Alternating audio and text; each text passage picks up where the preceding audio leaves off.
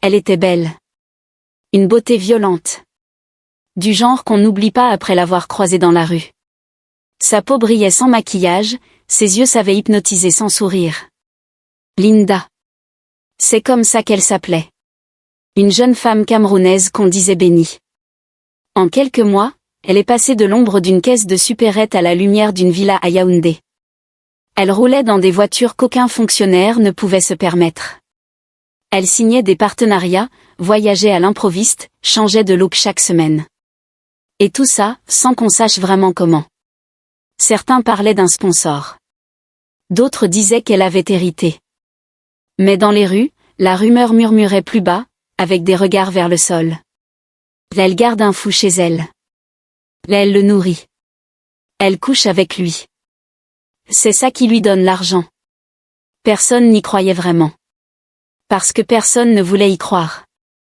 Et pourtant, des témoins disaient d'avoir vu un homme. Nu sous un drap sale.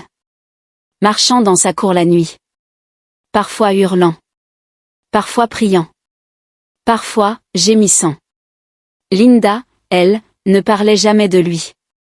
Mais ses yeux devenaient vides chaque fois qu'on lui posait une question sur sa chance. Elle changeait de sujet. Elle riait trop fort. Et puis elle disparaissait pendant des jours. À chaque fois qu'elle revenait, plus riche. Plus pâle. Moins vivante. Ce que personne ne savait, c'est que Linda n'avait rien volé. Elle avait suivi des instructions. Trouvé un homme abandonné par le monde. Et avait fait ce qu'aucune autre n'aurait osé faire. Mais ce genre de pacte ne donne jamais gratuitement. Il prend, petit à petit. Et quand il n'y a plus rien à prendre, il t'échange. Alors maintenant, regardez bien autour de vous. Dans votre quartier, il y a peut-être une femme trop riche, trop vite. Ou un fou trop silencieux. Ou peut-être qu'un jour, on vous demandera de choisir. Et vous, jusqu'où iriez-vous pour ne plus jamais manquer de rien? À 21 ans, Linda ne rêvait pas de paix. Elle rêvait de puissance. De chaussures qu'on ne porte qu'une fois. De billets qu'on plie sans les compter. De silence quand elle parle, parce qu'on la regarde comme une réponse. Mais au lieu de ça, elle passait ses journées à encaisser des paquets de riz et des savons à la supérette du quartier Nkolbisson. Une caisse poussiéreuse. Une clim cassée. Des clients qui ne disent même pas bonjour. Elle avait un diplôme qui ne servait à rien. Pas des oncles bien placés. Pas de réseau. Juste un visage magnifique. Trop même. Un de ceux qui attirent les rumeurs avant les opportunités. On disait, elle finira par trouver un vieux riche. Mais aucun vieux ne venait. Juste des hommes ordinaires avec des rêves médiocres. Le soir, elle déverrouillait son téléphone et scrollait jusqu'à ce que ses doigts picotent. Instagram. TikTok. Des filles comme elle. Peau foncée. Rondeur parfaite. Villa. Cocktail. Lunettes noires et légendes pleines d'arrogance. Dieu fait grâce, écrivait-elle. Elle les fixait, les enviait, les haïssait presque. Pas par méchanceté. Par frustration. Un soir, sur un groupe WhatsApp plein de captures bizarres, elle a cliqué sur un lien. Curiosité. Ennui. Et elle est tombée sur un vieux forum. Noir. Minimaliste. Pas d'image. Juste des témoignages. Des phrases courtes. Certaines effacées. Beaucoup signées anonymement. Elle a lu sans s'arrêter.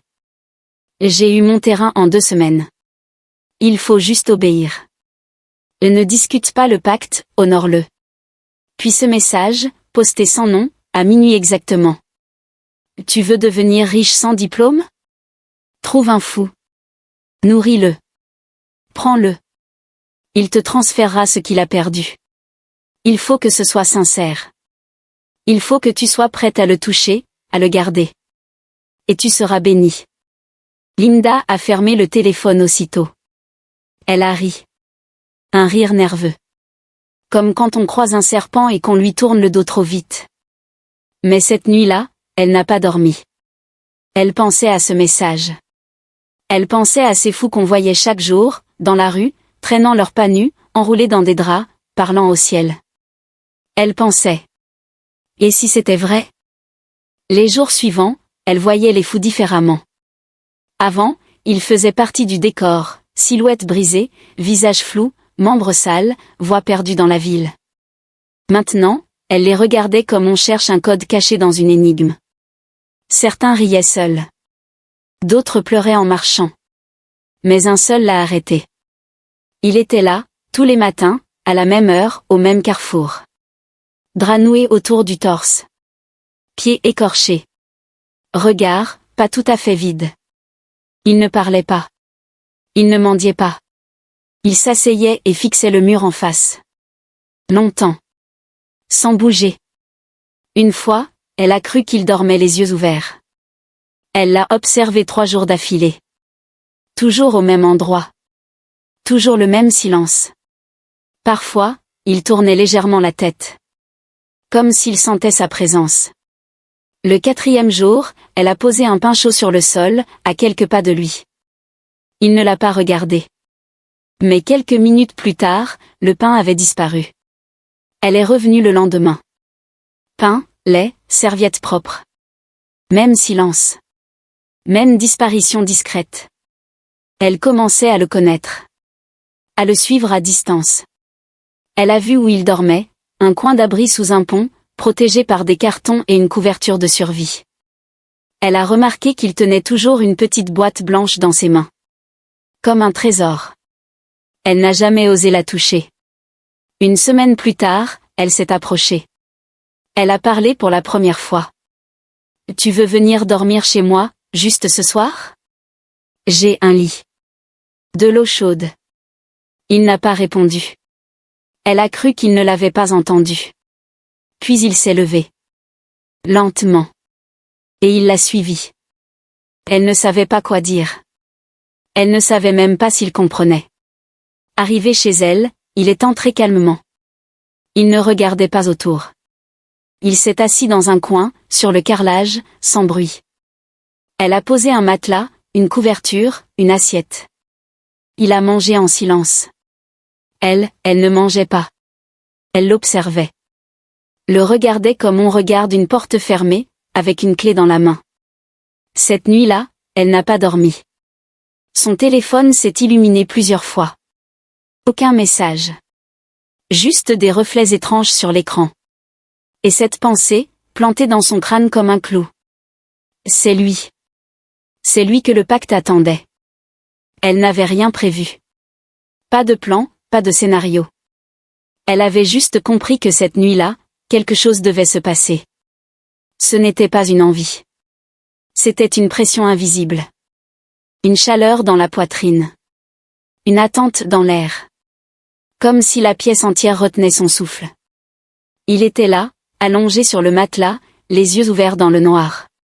Il ne disait rien. Il ne bougeait pas. Mais Linda sentait. Elle savait. Ce n'était plus une question de choix. C'était une ligne. Et elle était dessus. Elle s'est approchée lentement. Le sol semblait plus long que d'habitude. Chaque pas résonnait dans sa tête. Elle s'est agenouillée. Elle a tendu la main. Et il n'a pas reculé. Elle a posé ses doigts sur lui, comme on touche un feu. Son corps était chaud. Mais pas celui d'un homme amoureux. Celui d'un être brûlé de l'intérieur, consumé par quelque chose qu'elle ne comprenait pas. Ce qu'il s'est passé ensuite, elle ne pourrait jamais le raconter. Pas parce que c'était honteux. Mais parce que ce n'était pas humain. Ce n'était pas un acte. C'était une transaction. Il ne la regardait pas. Il ne la touchait pas. Il était là. Et elle devenait autre. Quand ce fut fini, il a fermé les yeux. Un souffle profond, presque soulagé. Puis il s'est endormi. Elle est restée là, assise sur le carrelage, tremblante, nue, la gorge sèche. Elle ne pleurait pas. Elle ne riait pas. Elle écoutait. Comme si quelque chose allait lui parler. À 6 heures du matin, son téléphone a vibré. Un message mobile Money. Montant, 160 000 francs CFA. Expéditeur inconnu. Elle a relu plusieurs fois. Pas de numéro. Pas de nom. Juste l'argent. Le lendemain, un colis est arrivé. Elle n'avait rien commandé. Une robe de luxe. À sa taille. Aucune facture. Aucun contact. Elle a regardé l'homme sur le matelas. Il dormait encore. Paisible. Vide. Elle s'est levée. Elle est allée dans la salle de bain. Elle s'est regardée dans le miroir. Elle avait le même visage. Mais ce n'était plus elle. Elle n'a pas réfléchi longtemps.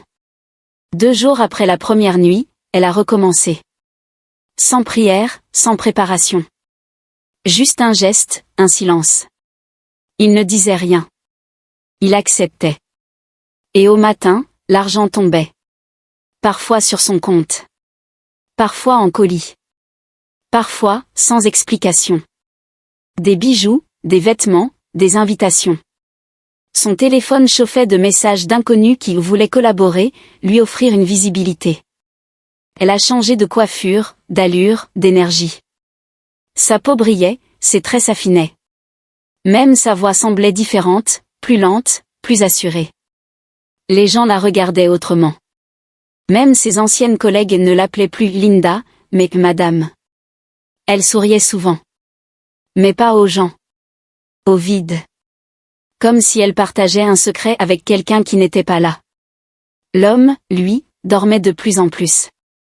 Elle l'appelait maintenant David, sans savoir si c'était son vrai prénom. Il ne réagissait pas. Parfois, il fixait le plafond pendant des heures. D'autres fois, il se mettait à trembler dans son coin, comme si quelque chose sortait de lui. Linda essayait de le nourrir, de l'habiller, de le laver même. Il acceptait tout. Silencieusement. Sans jamais parler. Mais son corps changeait. Il devenait plus maigre, ses cernes plus creuses. Un jour, elle a remarqué une tache sombre dans le creux de son dos. Comme une brûlure. Elle a voulu l'emmener à l'hôpital, mais quelque chose l'a retenue. Une peur. Une pensée, et s'il découvre ce qu'il est? Elle a commencé à le cacher. Elle a condamné une pièce de son appartement. Personne ne devait le voir. Elle expliquait qu'elle hébergeait un parent malade du village. Les rares invités n'entendaient que des bruits étouffés. Certains demandaient, « C'est quoi, ce gémissement ?» Elle riait. Un film que je regarde trop fort. Mais la nuit, elle ne riait plus. Parce qu'il ne gémissait pas seulement. Il pleurait. Et même quand elle faisait ce que le pacte exigeait, il ne réagissait plus. Il ne participait plus. Il offrait. Dans le vide. Comme un distributeur de richesses en train de mourir. Et plus elle prenait, plus elle s'illuminait. Plus il s'éteignait. Elle ne s'y attendait pas. Mais plus les jours passaient, plus elle s'asseyait près de lui. Sans raison. Parfois sans même le toucher. Juste être là. L'écouter respirer. Le regarder dormir. Elle le couvrait la nuit.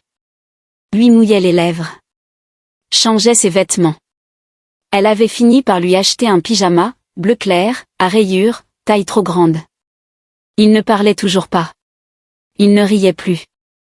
Mais parfois, il levait les yeux vers elle. Longuement. Sans colère. Sans peur. Juste, un vide calme. Un regard fatigué, résigné. C'est ce regard-là qui a planté une graine dans sa poitrine. Une émotion nouvelle. La pitié. Elle s'est mise à lui parler. À lui raconter ses journées, ses peurs, ses souvenirs. Elle lui a dit son enfance, son premier amour, sa haine du travail mal payé. Elle lui lisait même des versets. Il ne répondait pas. Mais parfois, ses doigts tremblaient quand elle s'approchait. Et ça lui suffisait. Un soir, elle a sorti une pommade. Elle a massé ses pieds en silence. Ils étaient secs, abîmés, durs comme des pierres. Elle ne l'a pas fait pour le pacte.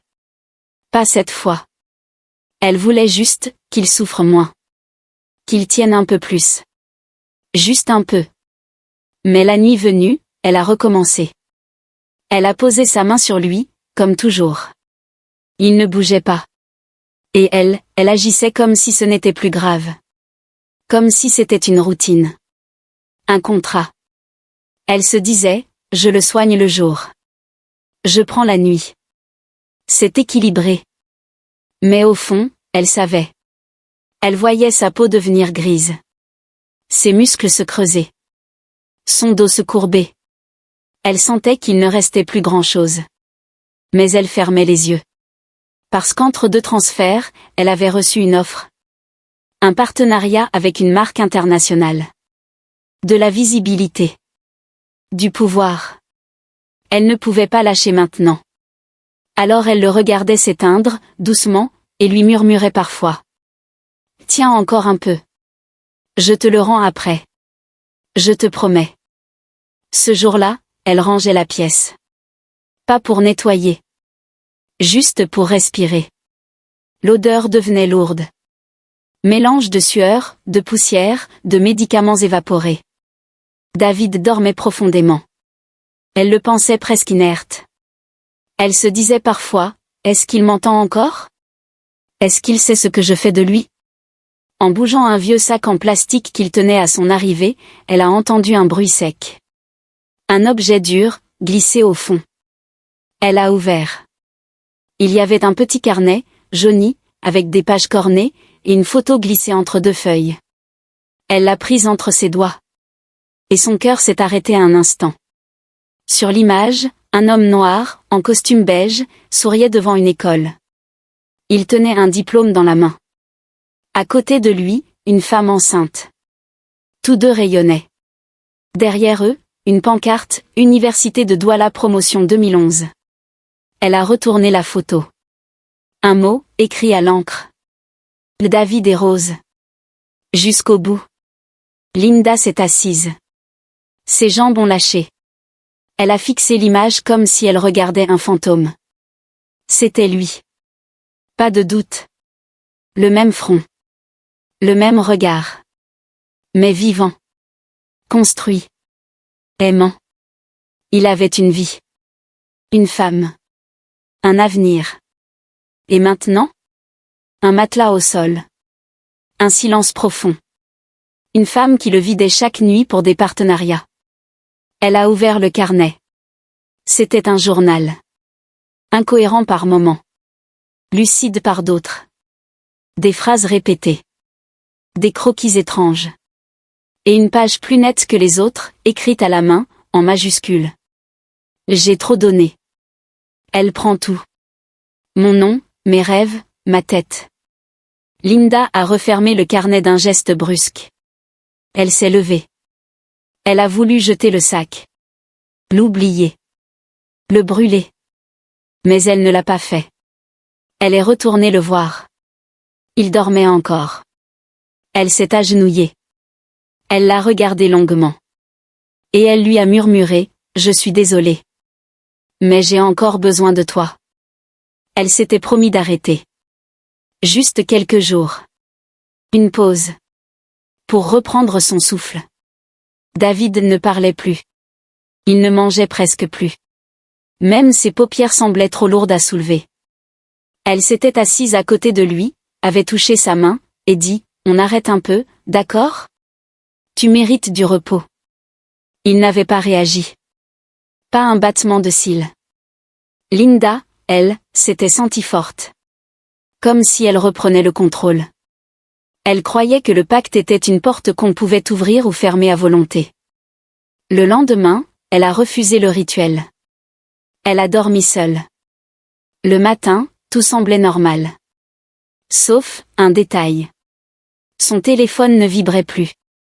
Aucune notification. Aucun message. Elle a souri. Tant mieux.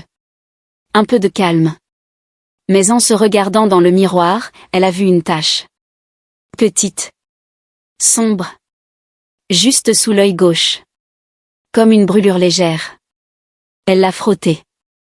Rien. Le soir même, un de ses partenaires a annulé une campagne. Budget réduit. Un contrat sur lequel elle comptait.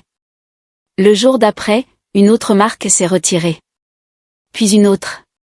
En 3 jours, elle a perdu ce qu'elle avait mis des mois à construire. Elle a appelé ses contacts. Messagerie. Silence. Blocage. Et son reflet, chaque matin, devenait plus flou. Comme si le miroir lui-même la rejetait.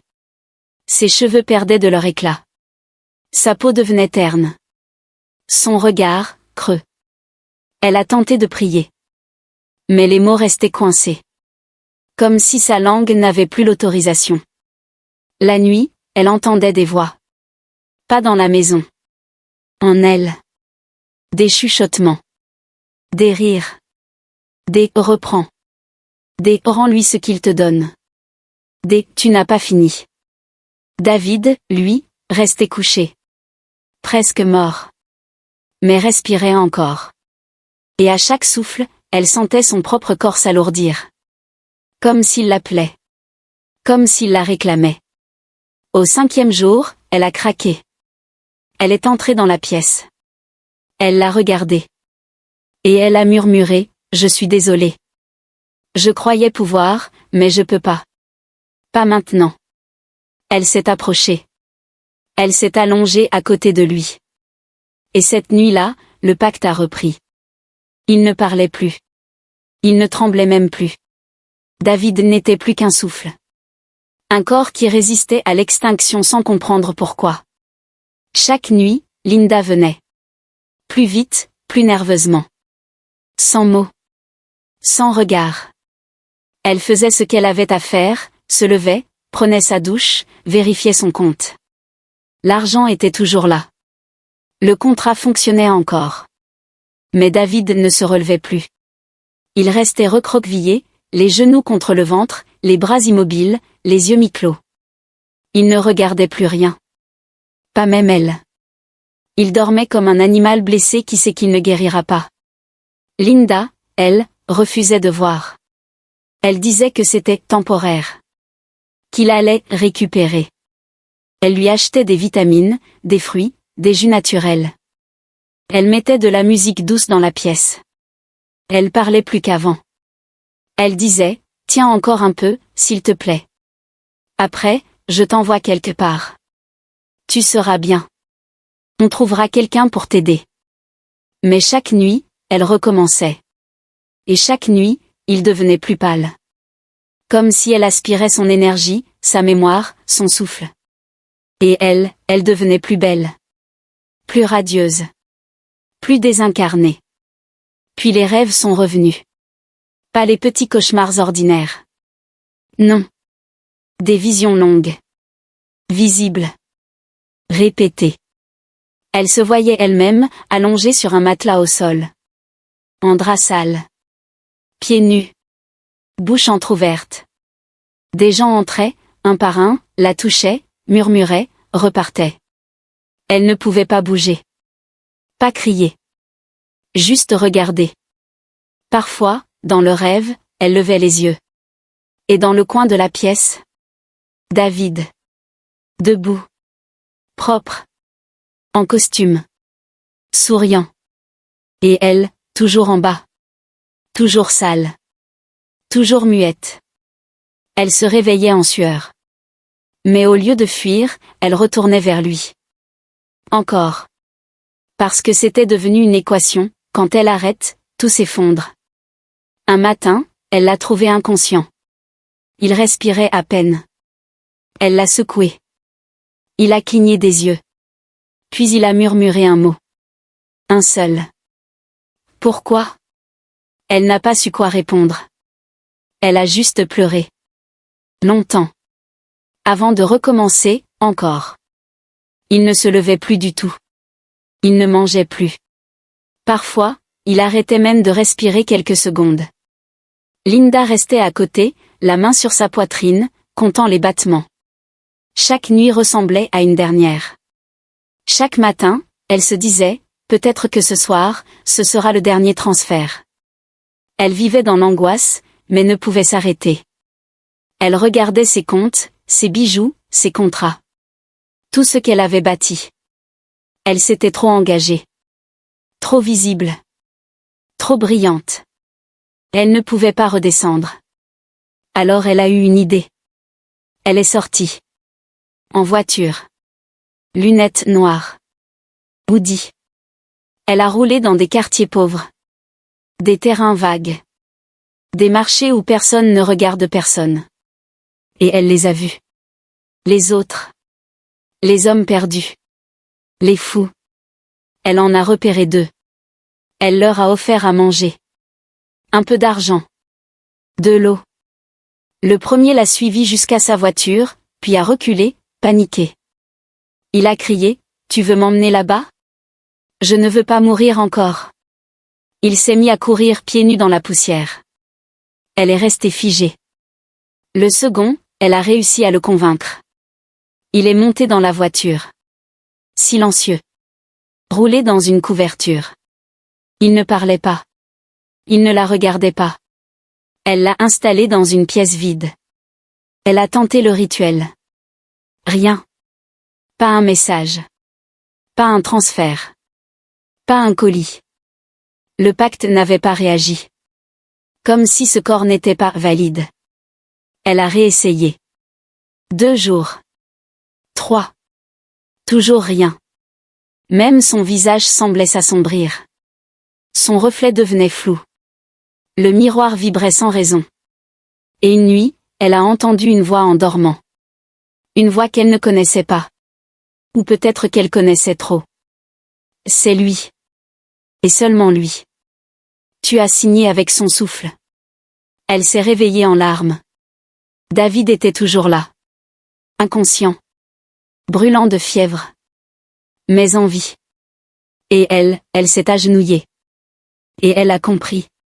Ce n'était pas un pacte avec un concept. Ni avec un symbole. C'était un pacte avec un homme. Un homme qui n'avait plus rien. Et que le monde avait oublié, sauf elle. Elle avait passé la nuit à son chevet. Elle ne lui avait rien pris. Pas cette fois. Juste veillé. Elle avait posé une serviette fraîche sur son front, tenu sa main sèche, lui murmuré des souvenirs qu'il ne connaissait pas. Elle avait même chanté doucement, une berceuse que sa mère lui chantait, petite. David respirait à peine. Des bouffées rares. Comme si chaque souffle était une permission arrachée au vide. Puis, au petit matin, il s'est arrêté. Pas de gémissement. Pas de convulsion. Juste, un arrêt. Doux. Définitif. Son torse ne bougeait plus. Sa bouche était entr'ouverte. Ses yeux fermés. Et pour la première fois, son visage était calme. Pas vide. Calme. Comme s'il avait enfin quitté quelque chose. Linda n'a pas crié. Elle n'a pas pleuré. Elle est restée immobile, le corps engourdi, les doigts glacés. Son téléphone a vibré. Une fois. Elle l'a regardé. Notification mobile Moni. Montant, 10 millions de francs CFA. Expéditeur, inconnu. Elle a failli sourire. Mais ses lèvres n'ont pas bougé. C'était le plus gros transfert qu'elle ait jamais reçu. Elle a tourné la tête vers David. Il ne bougeait plus. Elle l'a recouvert d'un drap propre. Puis elle s'est enfermée dans la salle de bain. Elle a vomi. Longtemps. Comme si quelque chose en elle refusait cette richesse finale. Les jours suivants ont été étranges. Les marques ne répondaient plus. Ses publications perdaient en visibilité. Son visage, dans les stories, paraissait différent. Plus flou. Comme si l'image refusait de s'ancrer. Elle n'a pas enterré David. Elle l'a fait emporter discrètement. Elle n'a rien déclaré. Juste, effacé. Comme tout le reste. Mais la nuit, elle ne dormait plus. Le miroir vibrait doucement, même recouvert. Les murs semblaient respirer. Et parfois, au creux de ses rêves, une voix soufflait. Tu as tout reçu. Mais rien n'est payé. Elle ouvrait les yeux. Et chaque fois, sur sa table de nuit, quelque chose apparaissait. Une de ses boucles d'oreilles. Cassée. Une tache de sang séché sur son coussin. Ou, une mèche de cheveux noirs. Humide. Le pacte était en pause. Mais il n'était pas rompu. Et Linda savait qu'un pacte ne reste jamais vide bien longtemps. Le monde avait continué. Mais Linda, elle, avait cessé. Elle ne sortait plus. Elle ne se maquillait plus. Les rideaux restaient fermés toute la journée. Elle mangeait peu, parlait moins. Elle ne postait plus rien. Son téléphone vibrait encore parfois, mais elle ne regardait plus. Les bijoux, elle les avait rangés. Les vêtements de luxe prenaient la poussière. Elle passait ses journées dans une robe de nuit froissée, assise dans le salon, à écouter les murs. Et les murs parlaient. Des chuchotements. Des grattements. Des rires, parfois. Des mots flous. Souvent le même prénom, David. Elle le voyait aussi. En flash. Dans le miroir. Dans l'évier. Une ombre au fond du couloir. Un reflet dans l'écran noir de son téléphone. Il ne disait rien. Mais il était là. Un soir, elle a ouvert son frigo. Vide. Pourtant, elle l'avait rempli 2 jours avant. Tout avait disparu. Comme aspiré. Un autre jour, elle a trouvé une empreinte de main sur sa vitre. À l'intérieur. Haute. Sale. Et elle vivait seule. Les marques de beauté, elles aussi, ont commencé à fuir. Une par une. On l'a retirée d'un partenariat. Puis d'un autre. Puis de tous. Son nom n'existait plus dans les listings. Ses anciens amis? Silencieux. Certains la bloquaient même. Comme si son image portait une maladie invisible. Elle a tenté d'aller dans un institut de beauté. La gérante l'a regardée étrangement. « Tu vas bien, Linda? T'as une drôle d'aura. » Ce mot, aura, l'a frappée comme une gifle. Elle est rentrée. A voulu se laver. L'eau ne chauffait plus. Elle a pris un miroir portatif, l'a tourné vers son visage. Et elle ne s'est pas reconnue. Pas parce que son visage avait changé. Parce que ce n'était plus elle. Le regard était ailleurs. Mort. Silencieux. Identique à celui de David, quand il ne parlait plus. Et à cet instant, elle a compris. Ce qu'elle avait pris était en train de se poser en elle. Elle avait hésité pendant des jours. Mais quand l'odeur de pourriture a commencé à envahir sa chambre sans raison, elle a compris que prier seule ne suffisait plus. Alors, elle a appelé un homme. Pas un pasteur de grand temple. Un ancien. Quelqu'un qu'on consultait en secret, dans un quartier reculé, à la tombée du jour. Elle s'est habillée comme une ombre. Pas de maquillage. Pas de bijoux. Elle avait la sensation d'être vue, suivie, même dans la rue. Les gens s'écartaient d'elle sans s'en rendre compte. Comme si son corps émettait une onde invisible.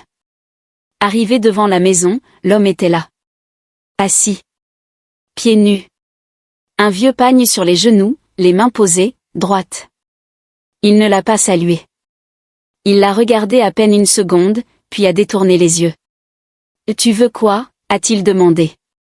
Elle a tremblé. « Je crois, j'ai pris quelque chose. Je veux m'en débarrasser. » Il a respiré lentement. Puis a dit. « Tu ne l'as pas pris. On te l'a laissé. C'est différent. » Elle a voulu s'asseoir. Il a levé la main. « Pas ici. Tu ne poses pas ton ombre sur mon sol. » Elle est restée debout. L'air devenait lourd. Un oiseau s'est mis à crier derrière la maison. Les feuilles ne bougeaient plus. Il a fermé les yeux, longtemps. Puis il a prononcé une phrase très basse. « Ce que tu portes, ce n'est pas une dette. C'est un canal. Et tu l'as ouvert avec ton ventre. Tu crois que tu as pris un fou.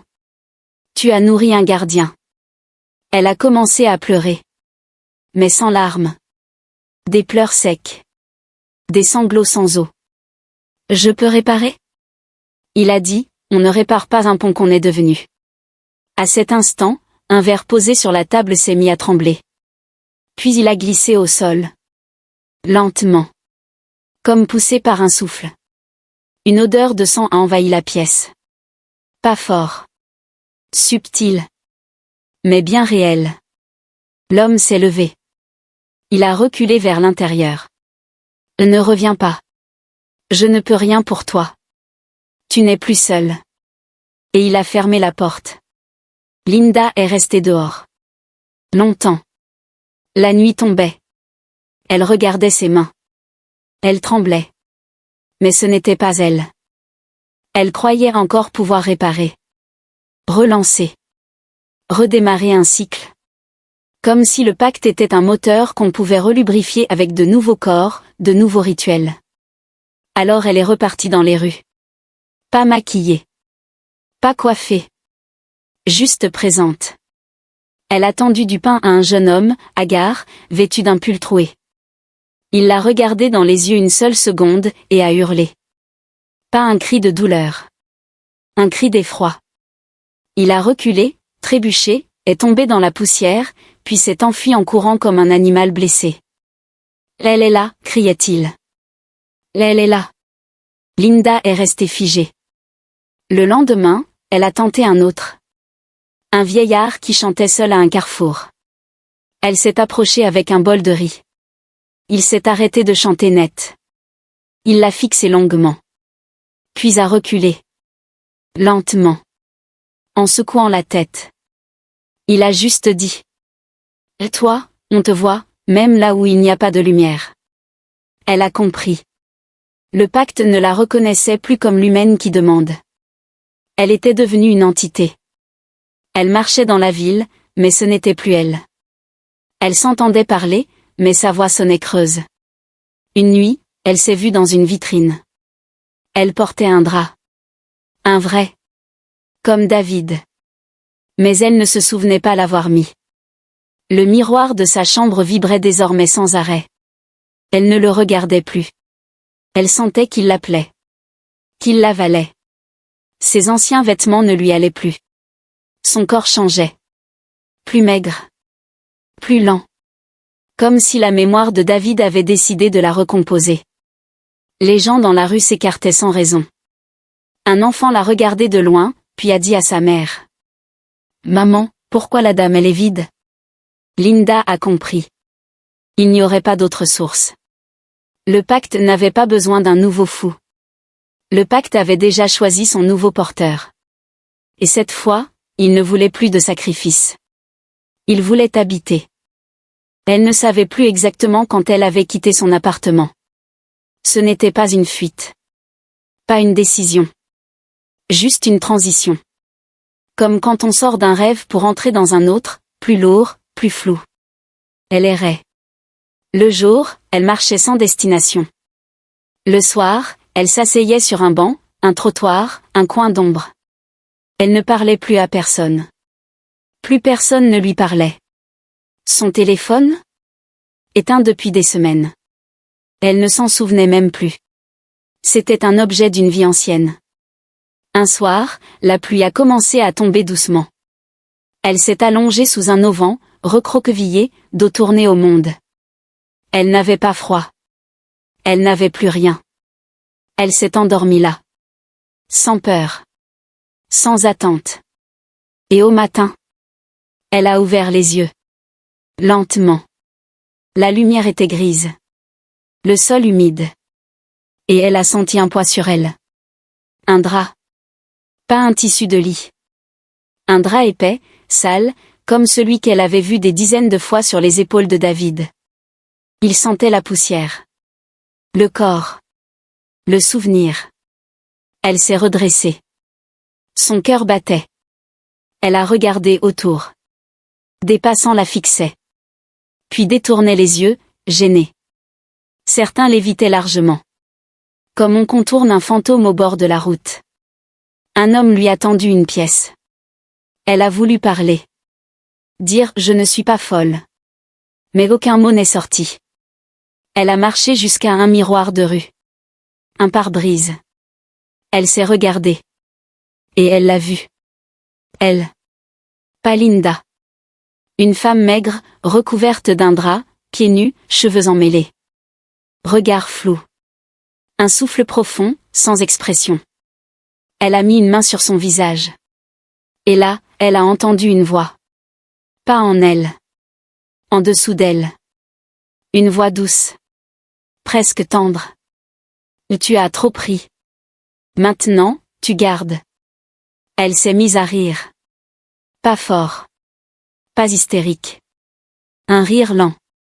Comme une dernière expiration. Et ce jour-là, la ville a gagné un nouveau silence. Un nouveau corps errant. Une nouvelle forme sans nom. Et personne n'a reconnu Linda. Elle n'avait plus de prénom. Plus de passé. Elle était un drap qui marche. Un souffle qu'on ne remarque que pour l'éviter. Linda ne demandait rien. Elle s'asseyait là où le soleil chauffait le sol. Elle dormait là où la pluie ne tombait pas. Elle mangeait ce qu'on oubliait. Elle ne pensait plus. Elle survivait. Certains la reconnaissaient. De loin. Ils chuchotaient. C'est pas elle? L'influenceuse là, celle qui avait percé. Mais personne ne l'approchait. Pas par peur. Par inconfort. Parce que voir la chute en vrai, ça brûle. Et puis un jour, elle est passée. Une jeune fille. 18, peut-être 20 ans. Joli visage. Yeux profonds. Trop profonds. Elle n'a pas détourné le regard comme les autres. Elle s'est arrêtée. Elle a fixé Linda longuement. Puis elle a sorti une pièce. Pas une petite. Un gros billet. Et l'a posé doucement dans sa main. Linda a levé les yeux. Et à cet instant, quelque chose a bougé dans l'air. Une vibration. Subtile. Comme un frisson entre deux peaux qui ne se touchent pas. La fille n'a pas souri. Elle a juste dit. Tu veux manger autre chose que du pain? Linda n'a pas répondu. Elle a baissé les yeux. Mais dans sa gorge, une brûlure est montée. Un mot qu'elle n'a pas dit depuis des années. Pourquoi? La jeune fille a haussé les épaules. Je t'ai vu dans un rêve. 3 fois. Tu pleurais. Tu disais que t'étais coincé. Elle a marqué une pause. Je crois que je dois t'aider. Et Linda a senti. La main invisible du pacte. Déjà là. Déjà prête. Pas pour la sauver. Mais pour transférer. Le pacte ne crie pas. Il observe. Il attend. Et quand une âme ouverte passe trop près, il change de peau. Ce jour-là, Linda n'a pas mangé. Elle n'a pas parlé.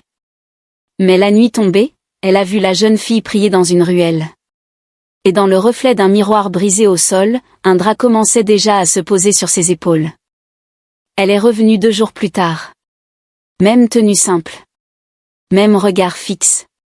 Cette fois, elle avait une bassine d'eau, un savon, un morceau de pain frais. Elle s'est approchée de Linda comme on approche un enfant malade. Doucement. Respectueusement. Avec une tendresse presque décalée. Linda ne bougeait pas assise contre un mur, les jambes repliées sous le drap. Mais ses yeux suivaient chaque mouvement. Elle ne parlait plus. Pas un mot depuis l'autre jour. Comme si elle n'était plus vraiment là. La fille s'est agenouillée. Elle a murmuré une prière. Une vraie. Une prière de cœur. Et Seigneur, si cette femme est prisonnière, libère-la. Si elle porte un poids, allège-la. Et puis, elle a tendu la main. Mais à l'instant même où sa paume a touché la peau sale de Linda, elle a vu noir. Pas autour. En elle. Un vertige brutal. Un froid. Et une image. Un lit. Un homme nu. Couvert de draps. Endormi. Ou mort. Et elle, debout devant lui. Tremblante. Une voix, derrière elle. Nourris-le. Garde-le. Et tout te sera donné. Elle s'est réveillée en sursaut cette nuit-là. En sueur. Le cœur battant. Elle ne comprenait pas. Mais elle ressentait. Le lendemain, elle a rêvé encore. Cette fois, elle était dans une maison. Belle. Silencieuse. Moderne. Et dans une pièce à part. Linda. Assise. Propre. Souriante. Elle disait. Tu peux faire mieux que moi. Commence doucement. Tu verras, c'est pas douloureux. Elle s'est réveillée avec du sang au coin du nez. Une petite goutte. Rien de grave. Mais un signal. Ce genre de pacte ne se propose pas. Il se glisse. Et à la tombée du jour, elle a croisé son reflet dans une vitrine. Elle portait un drap. Sans l'avoir mis. Elle a reculé. Frappée par une évidence, ce n'est pas Linda qu'elle voulait sauver. C'est Linda qui l'appelait. Et le pacte venait de changer de direction. Il n'y a jamais eu de contrat signé. Aucun papier. Aucun serment à voix haute. Seulement un regard. Une main tendue. Un corps accepté dans le silence. Linda voulait devenir riche. Elle n'avait pas prévu de devenir un réservoir. Elle pensait utiliser un homme déjà abîmé par la vie. Elle n'a jamais compris que c'est elle qu'on préparait depuis le début. Ce que les pactes ne disent pas, c'est que la richesse qu'ils offrent ne vient pas d'eux. Elle vient de toi. De ce que tu perds, jour après jour, en croyant gagner. Ton sommeil. Ton reflet. Ton nom. Et quand tout est vidé, il change de porteur. Parce que les pactes ne meurent pas. Ils mutent. Aujourd'hui, Linda est oubliée. Un corps parmi d'autres. Une ombre qu'on croise dans les marchés, dans les ruelles, dans les rêves. Certains la voient. D'autres la sentent. Mais tous la fuient. Et celle qui voulait l'aider? Celle qui priait? Elle commence à comprendre que la lumière attire aussi les anciens esprits. Elle commence à voir des draps dans ses rêves. Des mains sans visage. Des voix sans langue.